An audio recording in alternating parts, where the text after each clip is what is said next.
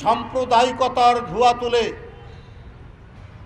ভারতকে যেমন বিভাজন করছেন, ভারতের স্বাধীনতার পর থেকে গণতন্ত্রের যে একটি ঐতিহ্য ছিল সেটাকে যেমন ভুলুণ্ঠিত করছেন, আর সেই সাম্প্রদায়িকতার ধোঁয়া তুলে কট্টর হিন্দুবাদীদেরকে উস্কে দিয়ে আপনারা চাচ্ছেন উপমহাদেশে আপনাদের আধিপত্য কায়েম করতে।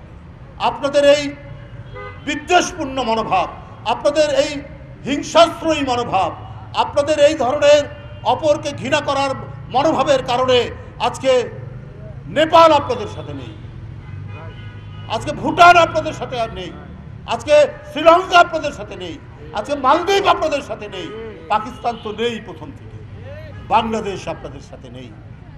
শুধুমাত্র আপনাদের অহংকার এবং একের পর এক শোষণের যে আগ্রাসনের যে মনোবৃত্তি। উনার ভোটের দরকার হতো না।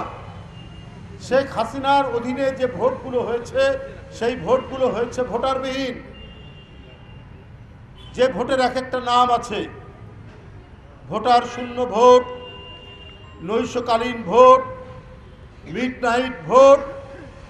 এই কথাগুলো শেখ হাসিনার সময় যে নির্বাচন হয়েছে সেই নির্বাচনের সময় মানুষ এই আখ্যাগুলো দিয়েছে শেখ হাসিনার ইলেকশনকে। এরা নিজ দেশে গণতন্ত্রকামী মানুষকে চিরদিনের জন্য নিরুদ্দেশ করে দিতে দ্বিধা করতো না। এরা ক্রস ফায়ার দিয়ে নদীর ধারে, খালের ধারে মানুষ হত্যা করতো নিজ দেশে। তো সেই সরকার, হাসিনা সরকার আপনাদের এত প্রিয় ছিল কেন? কারণ আপনাদের সাহসে, আপনাদের উস্কানিতে শেখ হাসিনা যা ইচ্ছা তাই করে বেড়াতেন বাংলাদেশে।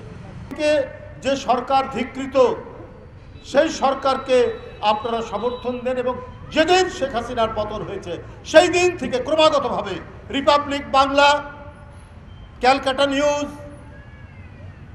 একের পর এক এই সমস্ত সামাজিক গণমাধ্যম একবারে ডাহা মিথ্যা কথা তিনি বলে বেড়াচ্ছেন। আমরা ভারতের কোনো আভ্যন্তরীণ বিষয়ে কোনো কথা বলি, ওখানে কংগ্রেস, বিজেপি কে ক্ষমতায় আসছেন যাচ্ছেন, এটা তো ভারতের জনগণের ব্যাপার।